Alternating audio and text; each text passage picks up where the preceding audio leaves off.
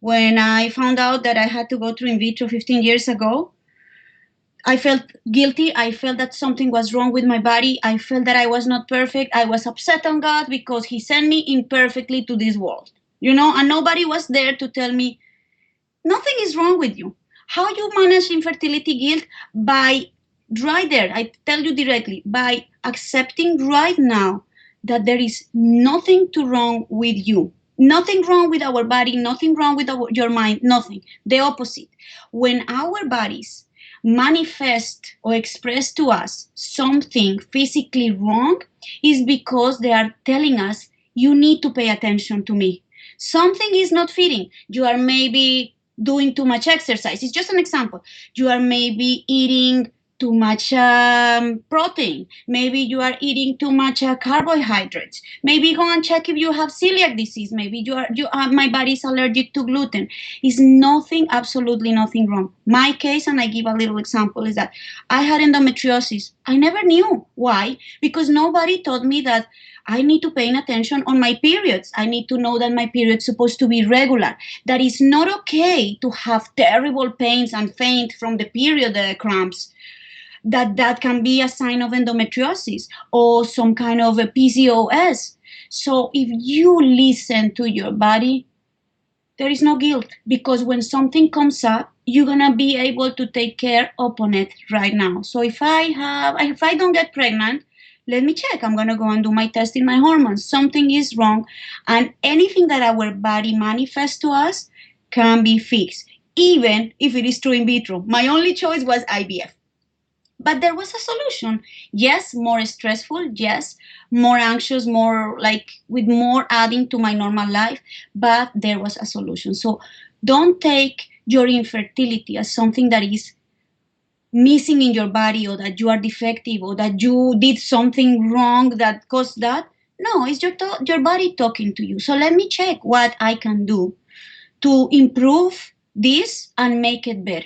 Is that it's a logic thing, If I'm eating 10,000 calories a day and I see that I'm gaining and gaining and gaining weight, I cannot expect to do, to have magically happen lose all the pounds that I'm gaining because I'm eating chocolates every day and drink soda and So listen to our body. I didn't know that, so I felt totally that guilt. But today, after 15 years, there is nothing wrong. There is women that can get pregnant naturally, but then they have other issues. So always listen to your body and see what you can do to improve your health physically, and by automatically, when we start to work on that, emotionally, we create balance. Believe it or not, men sometimes feel even much more guiltier than us. But what happened is that because male infertility and male factor is still like a taboo. Why? Because men have been educated in general in all the countries in the world to be the provider, the tough, the strong. So they grow up with the idea that vulnerability and guilt and all these feelings that can put a person in a very sad and depressive place is not allowed. And they have the right to do that, because it sounds a little bit contradictory, but vulnerability can be a very strong tool to get out of guilt and anxiety. When we recognize, listen, men, I always say men should be able to sit and say, I also feel sad, I also feel frustrated. But is that cultural thing in general that have been put on our men mind, that, oh no, I need to be strong for you? No.